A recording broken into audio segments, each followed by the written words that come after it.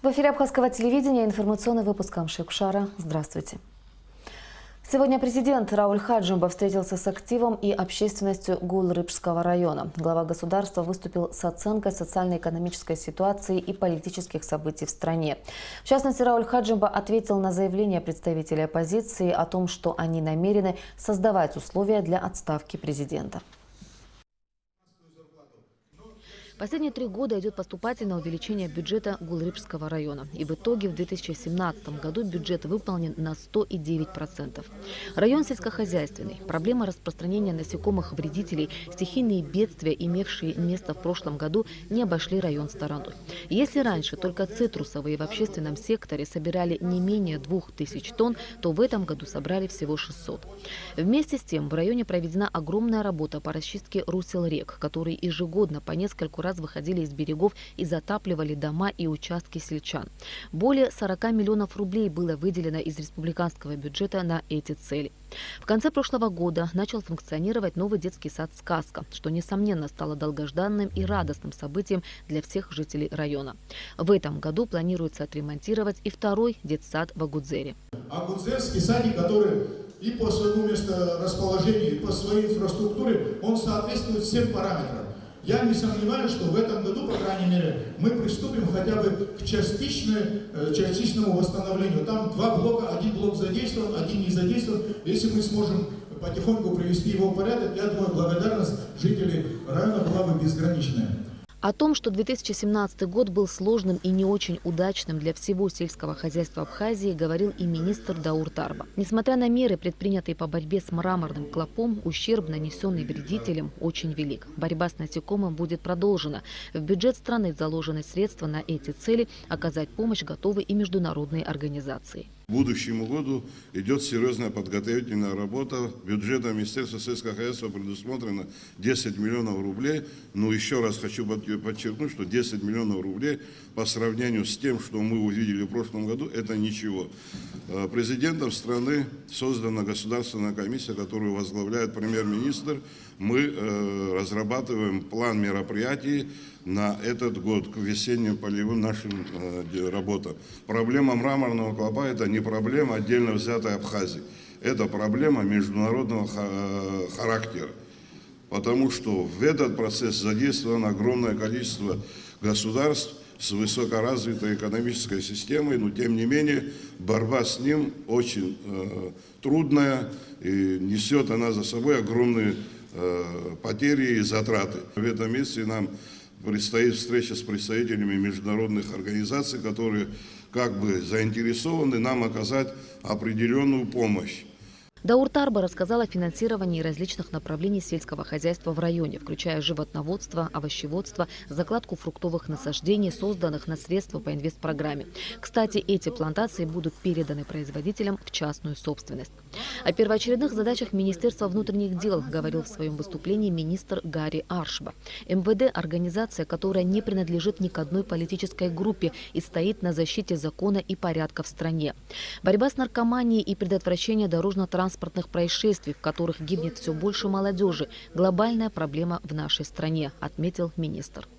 Тот лицо, которое употребляет наркотические средства, в его генах наркотики сохраняются впоследствии 300 лет и более. Мы сегодня уже должны остановить эту проблему глобальную, которая возникла у нас. Ту работу, которую мы проводим сегодня, да, она огромная. Об этом можно говорить много и долго, но, к сожалению, этого недостаточно. Если народ не будет слышать нас, если у нас не будет взаимопонимания и поддержки, к сожалению, завтра это будет поздно. Также хотелось бы обратиться к вам, к народу, по поводу правил дорожного движения. Если провести статистику нашу, на трассе погибло 67 человек. 67 семей, родственников и более людей осталось без отцов, без сестер, без брата, без сыновей. Это очень глобальный вопрос в нашей стране сегодня. Кроме того, в результате дорожно-транспортных происшествий получило более 260 человек увечья различного характера, травм и так далее. Гулрыбский район имеет все возможности, чтобы стать одним из процветающих и развитых районов, так как у сельскохозяйственного района есть хорошие перспективы и в туристической сфере, отметил премьер-министр Беслан Барцыц. Глава правительства рассказал и о работе, проделанной в рамках российской инвестпрограммы. В мероприятиях 2017-2019 года ведутся работы по магистральному трубопроводу в Гулрыбском районе. Сумма проекта порядка 115 миллионов рублей. Капитальный ремонт разводящих сетей в Гулрыбском районе более 10 миллионов рублей. Магистральный водопровод в селе Дранда на порядка 3 миллионов рублей. Ремонт 8 подвалов Гулрыбского района уже выполнено, порядка 8 миллионов рублей. Ремонт автодорог по улице Бхазария, Бганба, Когоня, асфальтобетонное покрытие. Это мероприятие было 15-17 года. Более 20 миллионов рублей выделено, работы уже завершены. Энергетика, ремонт распределительных сетей в Гулрыбском районе более 4 миллионов рублей, работы уже выполнены. Также в рамках этой программы буквально в преддверии Нового года Гулрыбскому району была передана специальная коммунальная техника, несколько единиц техники, которые ранее Гулрыбский район просил у правительства. Эта техника уже поступила, она уже в распоряжении местной администрации. С оценкой социально-экономической и общественно-политической ситуации в стране выступил президент Рауль Хаджимба. Глава государства отметил, что сделано немало, но предстоит сделать еще больше. У Абхазии есть будущее, есть шанс состояться как независимое государство, но постоянное противостояние в обществе не дает работать в полную силу, подчеркнул президент. Рауль Хаджимба также прокомментировал выступление представителей оппозиционных сил, озвучивших намерение создавать условия для добровольной отставки президента. Они будут создавать некие условия, при которых глава государства добровольно и досрочно уйдет в отставку. Я хотел бы знать, какие они условия собираются создавать. У нас Конституция об этих условиях не сказана. У нас в Конституции, в статье 64, четко сказано, за что отрешают президента от должности. А о каких условиях идет речь? То есть условия – это дестабилизация ситуации, создание определенных сложных процессов для нашего общества. Это деструктивная позиция. Это призыв к хаосу. Странно выглядели оппозиционеры, когда говорили о том, что нужно разрушить практически Конституцию, создать новую Конституцию. Извините меня, Владислав Григорьевич, наверное, который приложил значительные усилия вместе со своими соратниками для того, чтобы эта Конституция была бы основой нашего государства, то не господину Лолуа разрушать нашу Конституцию. Я могу привести примеры, как они активно пытались продвигать некие документы. Может, подзабыли, могу напомнить. По поводу того же информационно-координационного центра, когда очень хотелось подписать некоторые документы, но им было запрещено это делать. Мною было запрещено.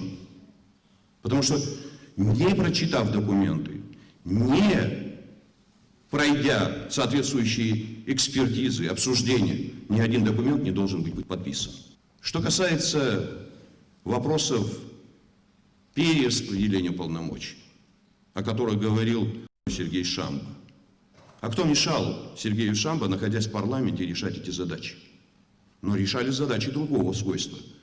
Вопросы офшорных зон и всех остальных, которые связаны в большей степени с некими экономическими интересами.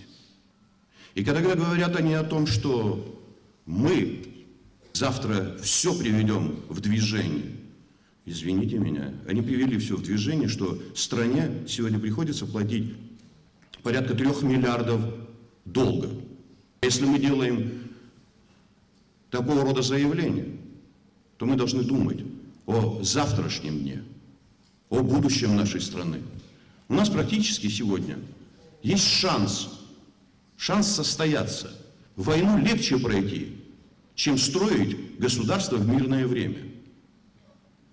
И самое опасное, что очень многие в этот особенно мирный период времени стараются получить значительное количество возможностей. И они, к сожалению, получают иногда незаконным способом. Участники встречи задали президенту и членам правительства интересующие их вопросы. В частности, о ремонте Дранской и Уарчинской средних школ, о водоснабжении села Пшап, о ремонте дорог в селах. По этим вопросам глава государства дал соответствующие поручения премьер-министру и главе администрации Гулрыбского района. Ужесточение действующего законодательства в сфере незаконного оборота наркотических средств. За такую инициативу выступают члены парламентской комиссии по контролю над ситуацией по незаконному обороту наркотических средств и психотропных веществ. Члены рабочей группы совместно с руководителями силовых ведомств и Генеральной прокуратуры обсудили возможность внесения изменений в Уголовный и Административный кодексы республики. В частности, статьи 119, которая касается водителей, управляющих автотранспортным средством, в наркотическом опьянении. Предлагается увеличить штраф в размере от 60 тысяч рублей до 120 тысяч рублей и влечет на наложение административного ареста сроком на 30 суток, если повторное, на 60 суток. К этому мы учли предложения всех ведомств. Плюс посмотрели, конечно же, что происходит у нас и по уголовным делам по распространению наркотических средств. Самая главная задача комиссии и рабочей группы – это найти выход из положения, чтобы наркотики не продавали в Республике Абхазия. В целом речь идет о серьезном ужесточении наказания за подобные преступления. И по мнению членов парламентской комиссии, на сегодняшний день это единственная мера. Незаконный ввоз и вывоз с Республики Абхазия или перевозка и транзит наказывается лишением свободы на срок от 10 до 15 лет со штрафом в размере от 5 тысяч до 10 тысяч минимальных размеров оплаты труда. Наказывается лишением свободы на срок от 15 до 25 лет с лишением права занимать определенные должности или заниматься определенной деятельностью на срок до 3 лет или без такового со штрафом в размере от 10 тысяч до 25 тысяч минимальных размеров оплаты труда, либо пожизненным лишением свободы. Идет обсуждение, свои предложения Министерство внутренних дел, Генеральная прокуратура и Служба госбезопасности нам внесет в ближайшее время. В течение 3 месяцев Управление социального обеспечения столичной администрации перейдет в другое здание, более удобное и безопасное для людей с ограниченными возможностями. Решение об этом принял глава администрации города Сухум Адгур Харази в ответ на просьбу Ассоциации инвасодействия. Рената Шакая с подробностями.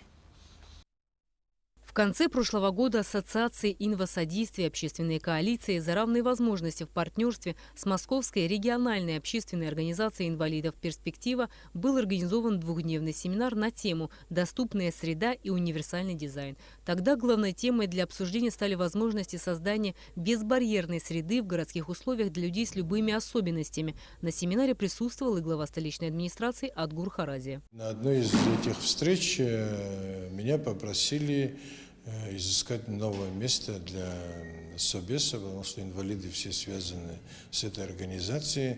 Все они туда ходят оформлять пенсию, брать какие-то справки и так далее. Поэтому это место, где это сегодня находится, действительно очень туда тяжело подъехать. С одной стороны, с другой стороны, очень высокое место. Помимо этого, они просили создать пандусы в детской поликлинике и в поликлинике на Синопе. Мы уже работы там начали, и в течение 10-15 дней мы там завершим работы. И вот уже спустя месяц силами администрации города почти решен один из важных вопросов, беспокоящих людей с ограниченными возможностями. Все послевоенные годы помещение Управления социального обеспечения столичной администрации, расположенное по улице Имама Шамиля, доставляло массу неудобств. Как из-за его расположения, так и тем, что там не было никаких условий, чтобы люди с ограниченными возможностями могли добраться до нужного им кабинета. Человеку без инвалидности иногда просто не приходит в голову, что и каким образом может оказаться неудобным для другого человека. К примеру, в старом помещении Управления социального обеспечения столичной администрации, не говоря уже о высоких ступеньках, коридоры такие узкие, что человек и без коляски долго не простоит в обычной очереди. Мы поставили все же вопрос ребром, и мы были услышаны.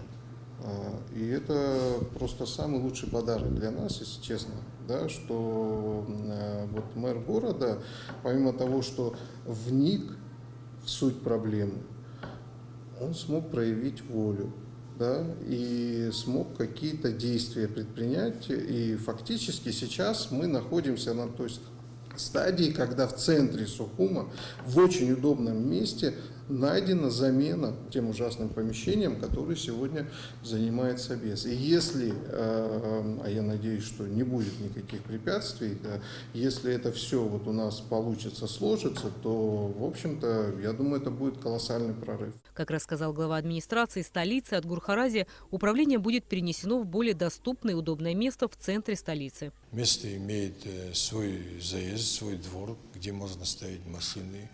Оно низкое, где можно низкий пандус сделать, чтобы они свободно могли заходить в помещение.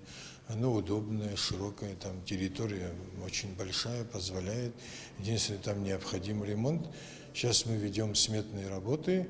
Как только они сделают смету, мы тоже начнем делать там ремонт. Я думаю, что максимум в течение 3 месяцев Собес зайдет в новое здание. Понять, удобна и доступна ли городская среда для всех людей с инвалидностью и без, детей и пожилых, велосипедистов и родителей с детскими колясками, нужно изучить городскую среду. Руководитель Ассоциации инвасодействия Алхаст Хагушев выразил надежду, что руководство столичной администрации в дальнейшем будет принимать участие в решении вопросов, касающихся людей с ограниченными возможностями. Арина Ташака, Тимур Гугохи, Абхазское телевидение. В Министерстве здравоохранения Абхазии работает государственная целевая программа по лечению граждан республики в российских медучреждениях за счет средств государственного бюджета. В рамках программы медицинскую помощь получают в основном пациенты с сердечно-сосудистыми и онкологическими заболеваниями. Так, в 2016 году по этой программе в Россию выехали на лечение 755 человек, а в 2017 – 600. Сейчас Минздрав Абхазии погашает долги за лечение своих граждан. Переходящий долг 2016-2017 годов Минздрава Абхазии перед медучреждениями Российской Федерации составляет порядка 36 миллионов рублей.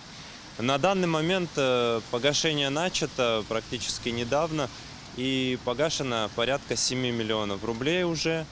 Этот процесс идет, еженедельные транши перечисляются до конца месяца, еще весь февраль мы планируем этим заниматься и в итоге погасить всю задолженность. Академия наук Абхазии и Абеги имени Дмитрия Гулия издала книгу выдающегося абхазского партийного и общественного деятеля, ученого и преподавателя Аслана Отарба «По лезвию кинжала». Это посмертное издание автора, составленное из его домашнего архива и состоит из 3 частей приложения. В книгу вошли выступления Отарба на советских и партийных форумах, профессиональная и личная переписка, характеристики биографии разных времен. Материалы книги на абхазском и русском языках и охватывают период с 1953 по 1990 годы. Книга рассчитана на историков, политологов, студентов, преподавателей, а также на всех, кто интересуется новейшей историей Абхазии. И о погоде. По сообщению гидрометеослужбы, завтра в Абхазии ожидается облачная погода. Ночью и утром дождь, днем погода прояснится. Температура воздуха ночью плюс 2,7, днем плюс 4,9 градусов.